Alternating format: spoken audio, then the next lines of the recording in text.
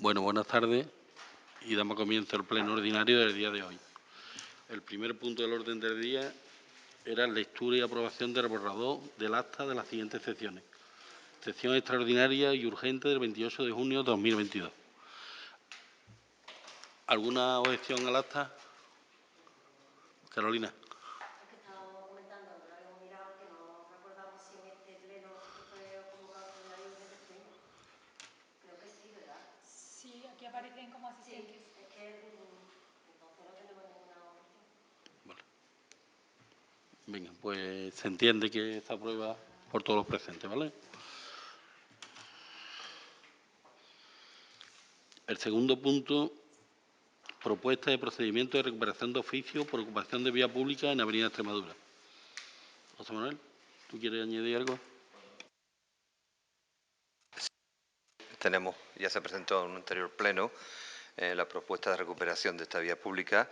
Había una serie de alegaciones por parte de la otra parte, de los que han ocupado esta, y lo que se solicita o se propone precisamente pues desestimar estas alegaciones presentadas por don Rafael Álvarez Fernández,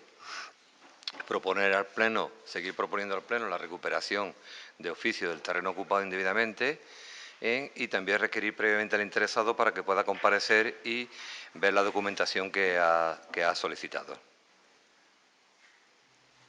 ¿Alguna intervención? No, porque es una cuestión que se ajusta a ley y estamos conformes con los informes técnicos de Secretaría. Muy bien. ¿Alguna intervención más? Pasamos a votarla. ¿Algún voto en contra o alguna abstención? Pues se aprueba por unanimidad de los presentes, ¿vale? El tercer punto, propuesta de la Junta de Gobierno Local del 4 de julio de 2022 sobre la aprobación de imágenes de marca de Santiponce o en Santiponce. ¿Loli? Bueno, dentro del Plan Estratégico de Turismo que venimos desarrollando en esta legislatura, una de las líneas era la elaboración de imágenes de marca para los distintos, tanto para la imagen de marca de Santiponce como para el Museo Municipal, para que fuera también ya dentro del libro de estilos del Ayuntamiento, de la imagen corporativa de aquí del turismo. Hemos recogido también la de cotidiana, que aunque era anterior y existía, pero también para incluirla porque no estaba incluida, ¿vale?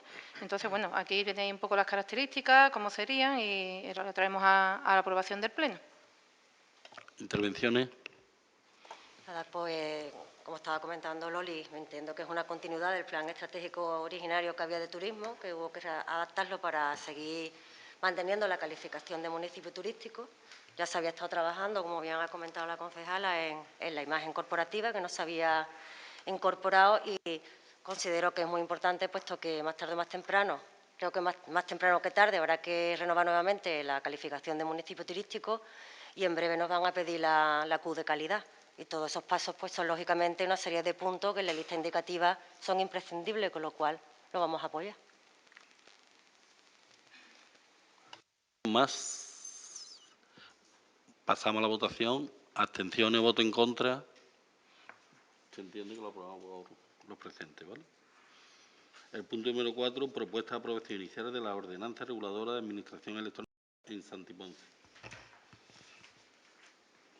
¿Tú lo quieres? Tú. Pues en esta propuesta de acuerdo es el reflejo de la tramitación de un expediente relativo a la aprobación de una ordenanza reguladora. En este caso, lo que se regula es el funcionamiento electrónico del Ayuntamiento con la finalidad de adaptarse a la legislación vigente del 2015, que entró en vigor en 2016 y que, por tanto, el Ayuntamiento tiene que cumplir. Entonces, la regulación de las leyes que regulan el funcionamiento electrónico requieren que el Ayuntamiento lo adapte a sus particularidades específicas propias de la entidad local. Y además, como se va a realizar próximamente la implantación de un gestor electrónico de expedientes, se tienen que establecer algunas modificaciones en la sede electrónica que requieren la aprobación y la entrada en vigor de la ordenanza que se propone. De todas maneras, se puede apreciar en su texto que tampoco introduce muchas novedades más que las que establece la propia normativa del 2015 y el reglamento que entró en vigor el año pasado, que desarrolla la anterior. Y bueno, pues en este caso lo que se tendría que hacer simplemente es la aprobación inicial previa a la exposición pública en el BOP y ya después sería la aprobación definitiva, que sería por acuerdo de pleno o no, en función de si hay alegaciones. Intervenciones. Como bien ha dicho la secretaria, es una cuestión que obliga a la ley y pues lo vamos a apoyar, lógicamente. Simplemente es el paso inicial. Si hay algún tipo de modificación posterior, pues ya haríamos las alegaciones. Muy bien. ¿Votos en contra o abstenciones? Si no hay ninguna, queda aprobada por unanimidad de los presentes. El punto número 5, propuesta para la aprobación inicial del reglamento que regula la agrupación de voluntarios de protección civil de Santi Ponce. En este caso, pues también traemos una propuesta de acuerdo, en este caso de la aprobación de un reglamento del Ayuntamiento, concretamente que regula el funcionamiento, la constitución, incluso modificaciones que se puedan producir dentro de la agrupación de voluntarios de protección civil en Santi Ponce.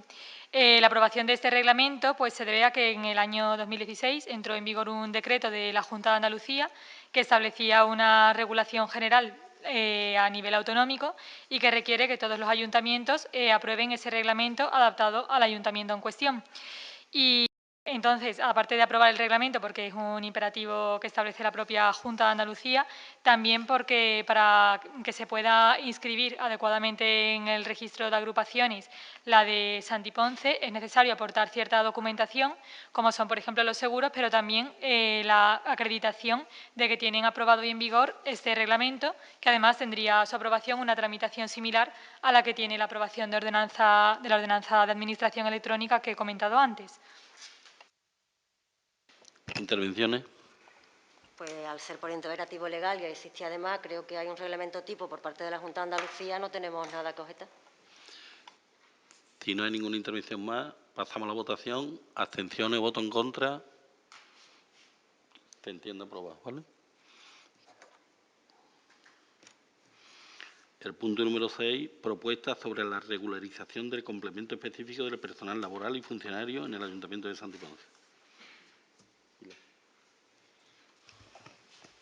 Vale, pues en este expediente que comenzamos en mayo, lo que se pretende es regularizar la estructura retributiva de todo el personal del ayuntamiento, porque como ha ocurrido en sesiones anteriores, se aprobó el presupuesto general del ejercicio 2022 y se aprobó una partida presupuestaria que era destinada a complemento de productividad.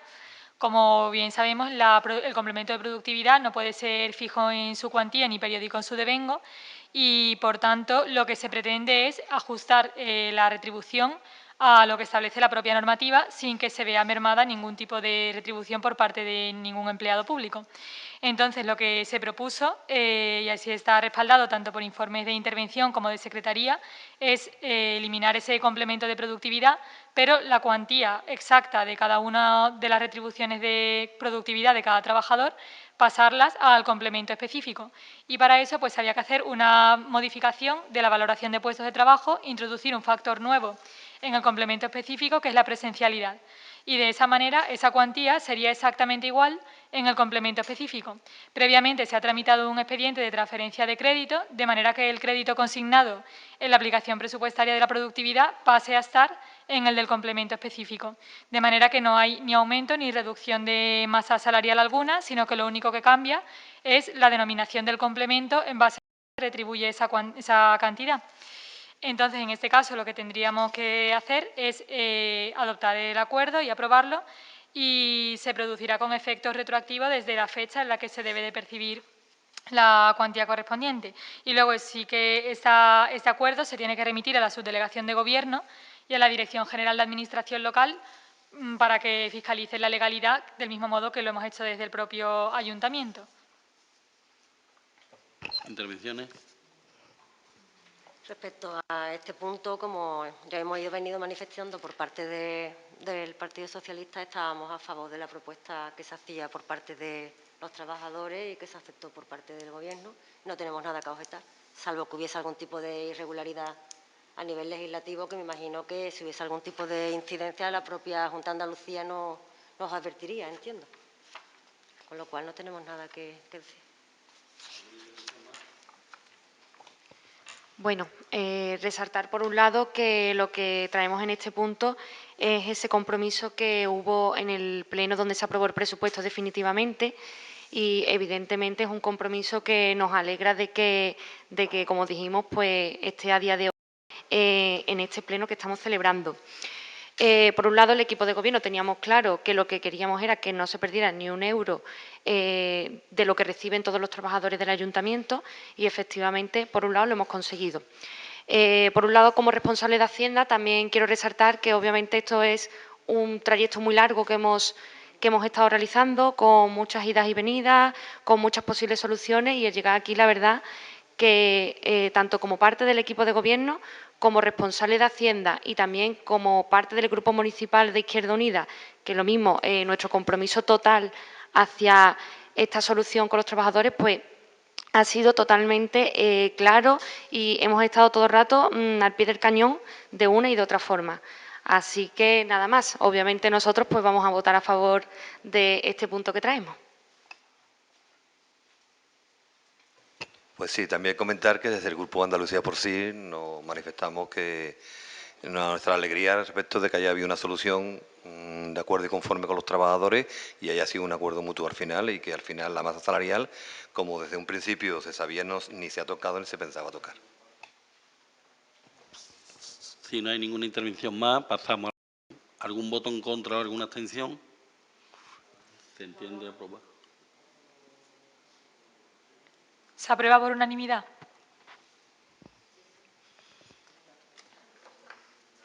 Pasamos al punto número 7. Propuesta de incorporación de remanente de tesorería resultante de la liquidación del ejercicio anterior. Tere. Bueno, aunque esto es algo más técnico, nada, yo básicamente mencionar que el expediente que se propone en este caso es para su aprobación sobre una modificación del presupuesto que hay vigente ahora mismo mediante un suplemento de crédito que en este caso el importe total es de 431.149,41. En este caso, pues los gastos no pueden demorarse más, ya que sirven para la amortización principal del préstamo a proveedores que tenemos con el Banco Sabadell. Y, obviamente, pues este expediente que traemos cuenta con el resultado favorable del control permanente previo del expediente que hace la intervención municipal. No sé si de parte del interventor alguna cosilla más que resaltar.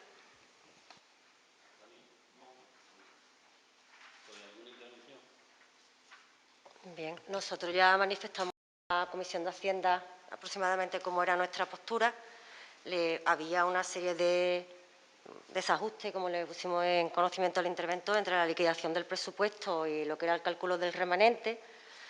Yo no tengo la contabilidad, no la he solicitado, entonces agradezco el esfuerzo del interventor, que ha vuelto a hacer una revisión del remanente y lo ha vuelto a calcular o le ha hecho algún tipo de ajuste, pero como no tenemos la contabilidad, nos vamos a abstener.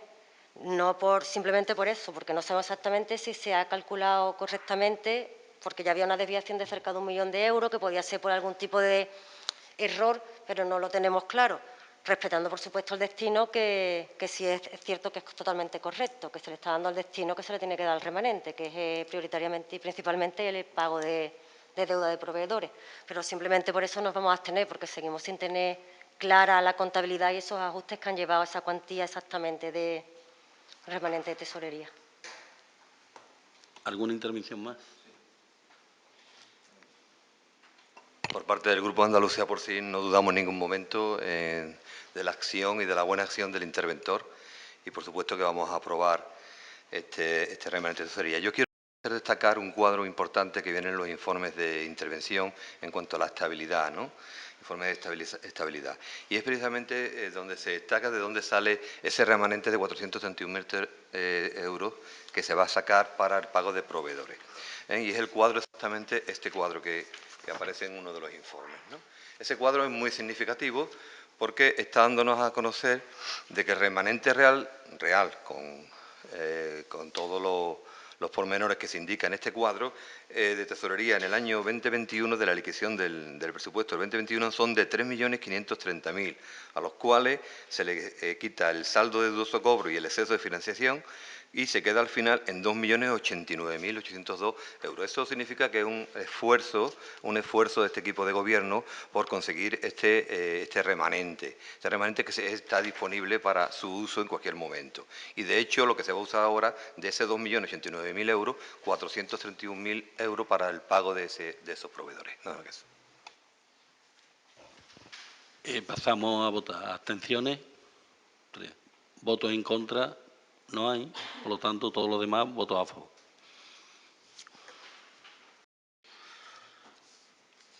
El punto número 8.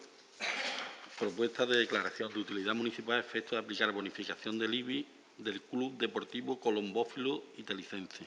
¿Tere? ¿O la secretaria? La secretaria. Vale, pues esta propuesta de acuerdo que se trae a este pleno tiene su inicio en una solicitud que se presentó el año pasado, en donde se solicitaba por parte del representante de este club que se aplicase una bonificación del 95% del IBI y en base a que se declarase la utilidad pública de la actividad de este club. Entonces, este año se inició la tramitación del procedimiento y se pudo verificar que en la ordenanza fiscal hay un precepto que establece la posibilidad de aplicar ese 95% si la actividad de la entidad en cuestión se declara de utilidad pública por parte del Pleno.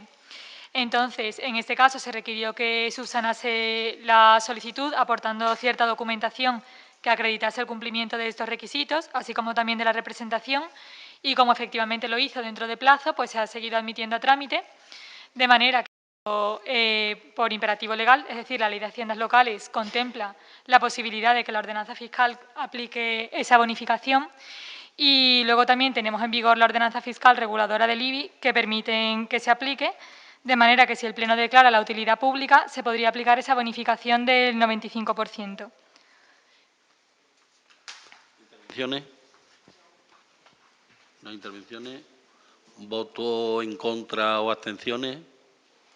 Ninguna. Queda aprobado por unanimidad, ¿vale? Bueno.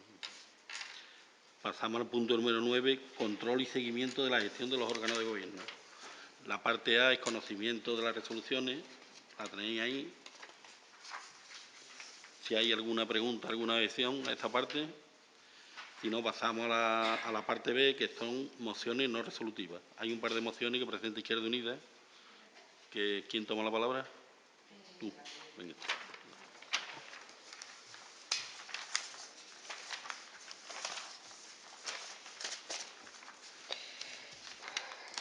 Bueno, traemos a pleno una moción con motivo del 28 de junio, por los derechos LGTBIQA+, ni un paso atrás. Atravesamos tiempos de cambio, de convulsión y de incertidumbre. Los países en los que han sido consolidados las conquistas históricas del colectivo LGTBIQA+, están en peligro de vivir una involución política, social y económica. Las garantías que nos dan los derechos conquistados y refrendados en legislaciones positivas y cuya consecuencia se refleja en sociedades más tolerantes, justas y diversas, pueden sufrir un revés que nos haga retrotraernos a tiempos más difíciles a los que nunca creímos que corríamos el riesgo de volver. El auge de los movimientos autoritarios de ultraderecha, el populismo conservador y el fascismo se abren camino en una sociedad asustada y magullada por la crisis sanitaria derivada del COVID-19 y la posterior crisis económica que se desprende de esta.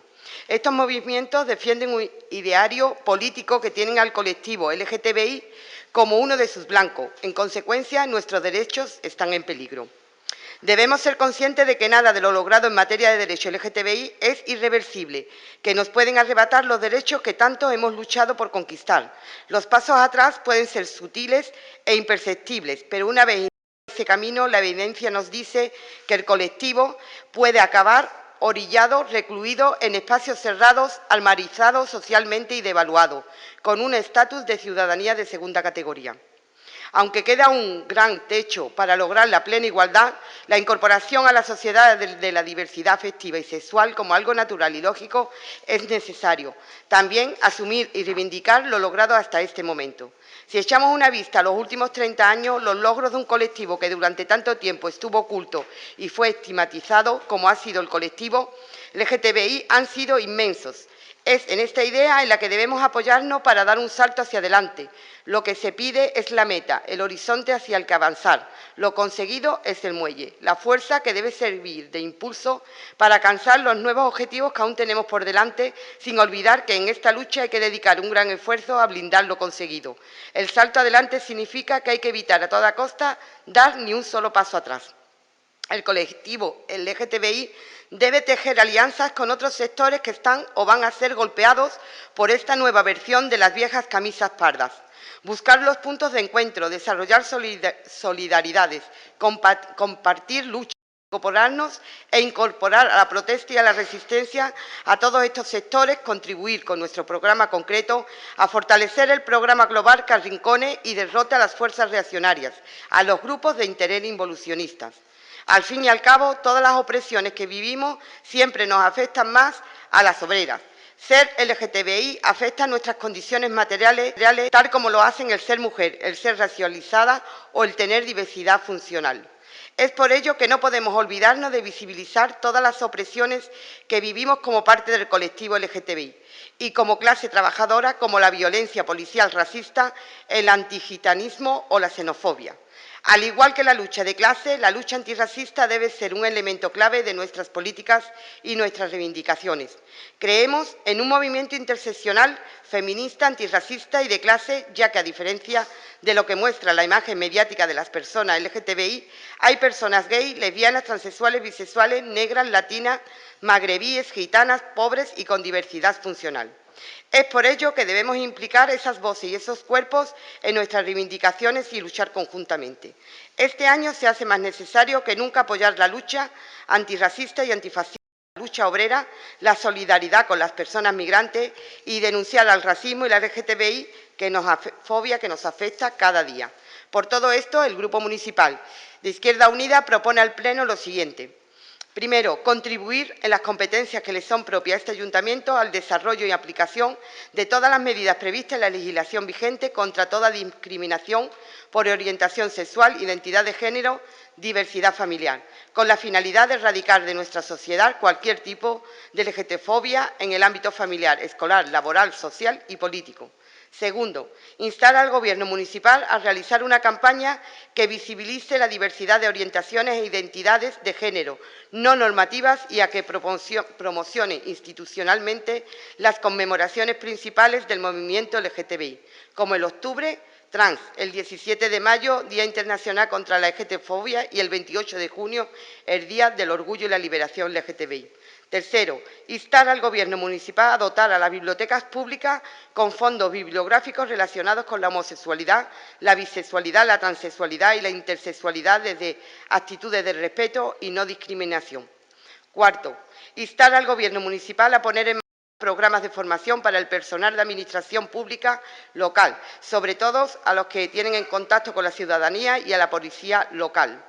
Quinto, acompañar con la implantación de todas las medidas contenidas de competencia local la aprobación de una ley de igualdad de trato y contra la discriminación de personas LGTBIQA+, y ley trans estatal, que luche contra la discriminación en el ámbito educativo, laboral, sanitario, económico y cultural y que armonice los criterios de las leyes autonómicas existentes, reconociendo la autodeterminación del género y la despatologización de las personas trans. ¿Intervenciones? Samuel. Pues si no hay intervenciones pasamos a votar. ¿Votos en contra o abstenciones? Pues todo lo demás, votos a favor. La segunda moción. Las imágenes que nos llegan desde la frontera entre Marruecos y Melilla no pueden dejar a nadie, especialmente a las instituciones públicas, indiferentes. Cuerpos apilados, personas heridas o siendo golpeadas y un saldo trágico de al menos 37 personas fallecidas es un cómputo que narra la política fronteriza que desarrolla Marruecos con el amparo cómplice del Estado español y de la propia Unión Europea. Una política migratoria que ya ha provocado en el pasado episodios que claramente violan los derechos humanos más fundamentales: concertinas, devoluciones en caliente, palizas a personas migrantes y un largo etcétera, pero que en estos momentos arroja un saldo de muertes y violencia inasumibles. Y han sido de nuevo las organizaciones no gubernamentales que trabajan en la zona las que han retratado y denunciado la violencia con la que han tratado las fuerzas de seguridad marroquí a estas personas que han intentado cruzar la frontera entre Marruecos y Melilla, en la que se confirma que han muerto 37 personas hasta el momento y más de 80 están heridas. Hay que recordar que tras aceptar la propuesta de Marruecos para el Sáhara Occidental, lo que constituye una flagrante vulneración de las resoluciones de la ONU y una traición a la causa saharaui, el presidente del Gobierno anunció que existiría una nueva etapa ligada a esta decisión en las relaciones con Marruecos en cuanto a la política migratoria y la situación de la frontera entre este país y Melilla. La realidad se antoja clara. Con las decisiones unilaterales del presidente del Gobierno se ha reforzado la política de autoritarismo del Gobierno marroquí, la impunidad de su gendarmería de fronteras y la violación sistemática de los derechos humanos en la valla de Melilla. Asimismo, conviene recordar que en el contexto de celebración de la cumbre de la OTAN en Madrid se ha conocido en medios que Ceuta y Melilla pasarán a estar bajo el paraguas de la OTAN en el nuevo concepto estratégico que se aprobará en la cumbre, continuando así la militarización del control de fronteras. España y el conjunto de la Unión Europea son responsables directos de esta situación a través de los acuerdos en materia migratoria que se mantienen con Marruecos, que, entre otras cosas, financian con dinero público a las fuerzas especiales de la Gendarmería que ejercen las tareas de control migratorio. Y todo aderezado con la desafortunada intervención del presidente Pedro Sánchez, felicitando la actuación de la Gendarmería marroquí por empeñarse a fondo. Una felicitación a una actuación represiva donde han perdido vidas humanas, que es lo contrario que se espera de un presidente de gobierno de un país democrático que debería de defender los derechos humanos. Este capítulo terrible de vulneración de los derechos humanos viene a sumarse a un rosario de prácticas represivas e ilegales en la frontera melillense, en la que es imposible demandar asilo. En fechas recientes vivimos en directo las devoluciones en caliente de personas migrantes, que por desgracia aún cuenta con el amparo de la Ley de Seguridad Ciudadana y cuya derogación sigue siendo un compromiso recogido en el acuerdo de legislatura entre el Gobierno y sus aliados parlamentarios. En este episodio hemos visto cómo la Gendarmería marroquí incluso ha entrado en territorio español para efectuar devoluciones en caliente, en clara violación del derecho internacional, un hecho que debe ser investigado. Pese al fallo del Tribunal Constitucional que avala la disposición adicional primera de la Ley de Seguridad Ciudadana que regula las devoluciones en caliente en Ceuta y Melilla para casos concretos, lo terriblemente grave es que estas prácticas anulan la posibilidad de que una persona perseguida pida asilo y que en su pretensión de cruzar una frontera le sean garantizados todos sus derechos, con total transparencia. Muchas de las personas que cruzaron la valla o que encontraron la muerte en ella vienen de países en guerra y el derecho al asilo que se garantiza en otros casos tiene que asegurarse también a estas si queremos ser un país democrático y que cumple con sus compromisos y garante, en consecuencia, de los convenios internacionales de derechos humanos. Asimismo, denunciamos el racismo en las políticas de asilo, categorizando como víctimas de primera y víctimas de segunda según el color de piel de las mismas. Hemos visto con la guerra en Ucrania una respuesta a la altura del drama humanitario, pero no entendemos que no se actúe de la misma manera con las personas que huyen de la guerra como la de Sudán, que tanto dolor están causando. Ni las devoluciones en caliente, ni las concertinas, ni amparar desde la política exterior la represiva y carente de toda cautela de derechos humanos políticas de fronteras del Estado marroquí pueden formar parte de las políticas de un gobierno garantista de los derechos más básicos de las personas. Por todo ello, el Grupo Municipal de Izquierda Unida Santi Ponce propone al Pleno del Ayuntamiento la adopción de los siguientes acuerdos. Primero, el Pleno del Ayuntamiento de Santi Ponce insta al Gobierno del Estado a mostrar su solidaridad con las familias de las víctimas de este episodio tan doloroso. exigir que se identifique adecuadamente y se garantice la repatriación de los cuerpos y a solicitar información urgente del estado de los heridos por parte del Gobierno de Marruecos para trasladar a España a quienes requieren atención médica. Asimismo, solicitamos una rectificación inmediata de las declaraciones del presidente de Gobierno, Pedro Sánchez. Segundo, el Pleno del Ayuntamiento de Santiponce insta al Gobierno del Estado a que se ponga en marcha una investigación sobre los hechos que dirima las responsabilidades, tanto en España como en Marruecos. Tercero, el Pleno del Ayuntamiento de Santiponce insta al Gobierno del Estado a paralizar las devoluciones en caliente y derogar la Ley de Seguridad Ciudadana, un compromiso del acuerdo de legislatura de suma relevancia. Cuarto, el Pleno del Ayuntamiento de Santiponce insta al Gobierno del Estado al abandono inmediato de este tipo de prácticas y un giro en la política migratoria, suspendiendo inmediatamente la financiación a Marruecos en materia migratoria, así como la revisión de los acuerdos en materia migratoria entre España y Marruecos para asegurar el cumplimiento del derecho.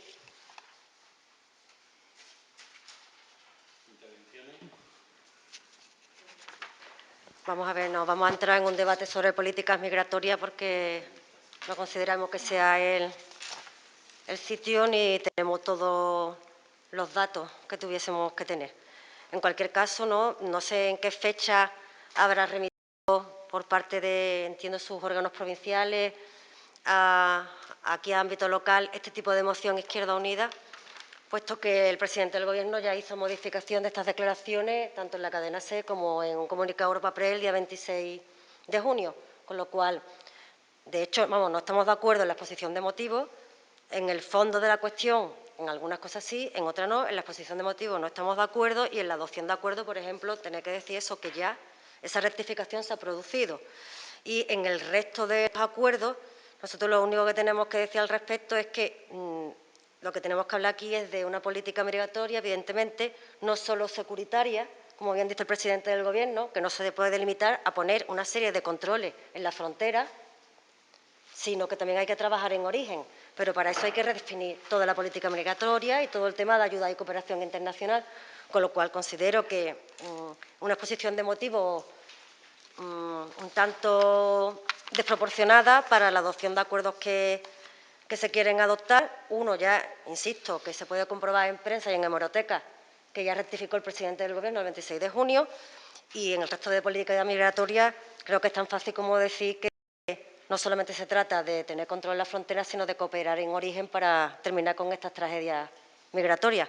Con lo cual, como es un tema que verdaderamente nos preocupa, pero no estamos de acuerdo en la manera que se ha redactado la exposición de motivos ni en la adopción de acuerdos, nos vamos a abstener, pero por esos motivos. Pues si no hay más intervenciones, pasamos a votar, ¿vale? Abstenciones. 3 votos. Votos en contra, ninguno. El resto, votos a favor. Bueno, pasamos a la parte C del último punto, que era ruegos y preguntas.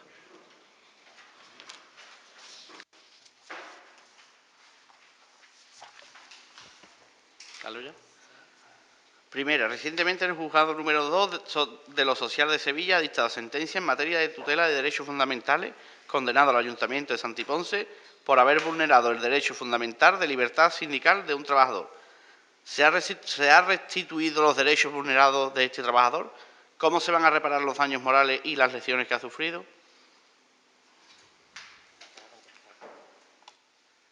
Bueno, la primera cuestión, sí, como no puede ser de otra manera. Y en la segunda cuestión, se repararán estos daños morales cuando exista una sentencia firme y se harán conforme indique esta sentencia. En los decretos de alcaldía hemos podido leer que el Ayuntamiento de Santiponce ha solicitado un nuevo préstamo para inversiones a la Diputación de Sevilla, en concreto 2.999.268,67 euros, a reintegrar en 110 meses. Tras haber recibido el Ayuntamiento 1.947.158,48 euros para inversiones del Plan Contigo, que ha destinado a todos los pueblos de la provincia de Sevilla a coste cero, ¿es necesario solicitar un nuevo préstamo para inversiones? ¿A qué inversión irá destinado? Bueno, lo primero, comentaros que la información sobre a qué va destinado este préstamo La tienen ustedes al igual que el resto de personas que conforman el Pleno, desde que se realizó la sesión extraordinaria y urgente de Pleno el 7 de abril de 2022, porque en dicho Pleno se encontraba el presupuesto para su aprobación inicialmente. ¿Por qué digo esto? Porque dentro de la aprobación inicial del presupuesto, tanto en el ingreso como en el gasto, aparece ya que se iba a realizar, se iba a solicitar este préstamo y ya está contemplado en ambos, tanto en el ingreso como en el gasto. Es más, específicamente en el informe económico-financiero que acompaña toda la documentación del presupuesto, se puede comprobar en una tablita específicamente ese FEAR, cuánta cantidad es, que efectivamente coincide, porque ya teníamos previsto que iban a ser esos 299.268,67 y específicamente es para la iluminación del IDAE 109.963,83, para el POFEA 13.449,42 euros, para la aportación municipal de los paneles solares de los colegios, en la cual se contempla 80.855,42 euros, y también para el arreglo de las cubiertas de las viviendas con una cantidad de 95.000 euros. Específicamente, por si quieren verlo ustedes, aparece en la página 6 de dicho informe que realizo yo misma y firmo yo misma como responsable de Hacienda, y directamente pues aparece en el apartado de ingresos por operaciones de crédito. Ya les digo, es algo que se tiene conocimiento desde antes de este pleno del 7 de abril y que aparte también se podía haber visto en el pleno donde se aprobó el presupuesto de forma definitiva, porque estas partidas presupuestarias, tanto de inversiones como también, o sea, la inversión en el gasto y también el ingreso, pues ya aparecía previamente. Y evidentemente, pues con lo que he dicho que va destinado a cada partida, pues sí, sí que vemos que es necesario realizar estas inversiones. Vale. La tercera. Simplemente apostillando un poco lo que dice la compañera de la Delegación de Hacienda, es importante, si nos fijamos en los datos de deuda que ha realizado últimamente Intervención, se hace constar que en el año 2017 había una deuda de 6.353.000 y en la actualidad, sin contar sin ese préstamo FEAR, tenemos una deuda de 3.191.000. Es decir, que se ha reducido la deuda en 2.700.000 euros. O sea, no hay ningún problema en pedir ese tipo de préstamo. Tercera. Este año hemos podido comprobar como todo lo referente a la piscina municipal se ha subcontratado de nuevo. A diferencia del año pasado, no sufrimos restricciones por el COVID, pero la reserva y el pago de las entradas de la piscina deben realizarse a través de una app para el móvil. Este sistema de reserva y pago es dificultoso para las personas mayores y jóvenes que no disponen de cuenta bancaria. ¿Por qué no se hace una taquilla en la piscina municipal para que los vecinos puedan realizar el pago en efectivo sin tener que utilizar la app de una empresa privada? ¿Y por qué se sigue manteniendo el sistema de reserva de entradas?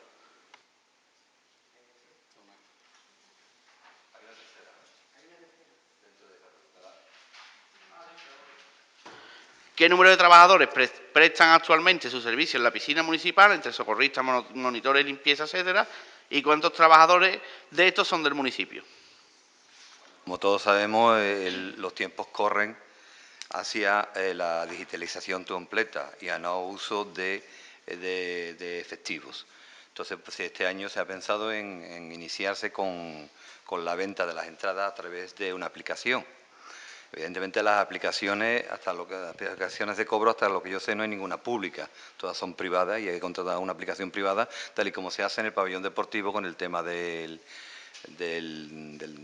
tenis, y el alquiler de las instalaciones en general.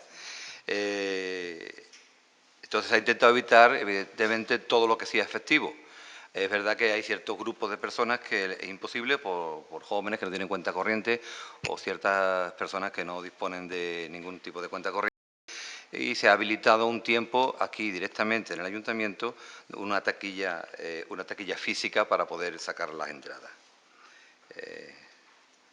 La segunda, ¿por qué se sigue manteniendo el sistema de reservas de entradas? Siempre es bueno hacer una previsión en función del aforo, estamos limitados. El uso de la piscina no es a todo el mundo que vaya porque tiene una limitación que se llama aforo y eso es lo que limita precisamente las reservas de entrada. esas reservas se pueden realizar para ir viendo, controlando un poquito dicho aforo y no se masifique la piscina, que de forma es imposible. Y es preferible hacer reservas que no encontrarse el sitio cuando vas allí directamente a la piscina o vienes aquí a comprar la entrada. ¿Y la tercera? La tercera, yo el número de trabajadores no lo sé, es similar de otros años, y de todos los que trabajan en la piscina, tan solo uno, que es socorrista, no vive en Santiponce. José Manuel, yo, verá, es que esto lo viví yo porque llevé a los niños a la piscina y la verdad que, verá, para pensarlo para otros años, creo que lo suyo sería la taquilla, porque allí se formó una, los niños no sabían que había que venir aquí a comprar las entradas, los mayores tampoco. Se forma allí bastante jaleo porque los mayores no sabían ni manejar el móvil y no sabían que había que venir aquí, en fin. Por lo que yo he visto personalmente, 3 veces que he ido. Sí, de hecho es así, tal como tú dices, hay algunas personas con problemas con esa dificultad y con ese problema. Pero la verdad es que el tener que hacer un control económico allí, las entradas allí, el movimiento de entrada para arriba, para abajo, tener que traerlo para acá, eso más un tema ya de intervención, o tesorería, mejor dicho, quizás, que es la que un poco nos limita en ese sentido y no quiere que cualquier persona también haga un control económico del dinero, sino que sea una persona, a ser posible, un funcionario la que maneje tanto los ingresos como la reparto de entrada, no es por otras circunstancias. De hecho, se ha abierto esa posibilidad de que haya una taquilla, aunque sea aquí en el ayuntamiento. Vale. Gracias.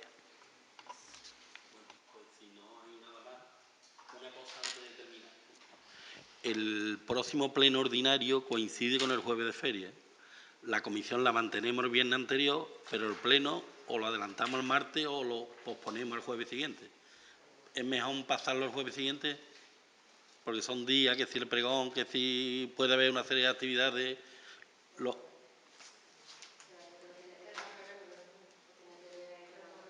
Bueno, pues nos contestáis cuál es vuestra opinión, ¿vale? Y entre todos intentamos... Muy bien. Venga, pues el pleno termina. Si alguien del público quiere intervenir.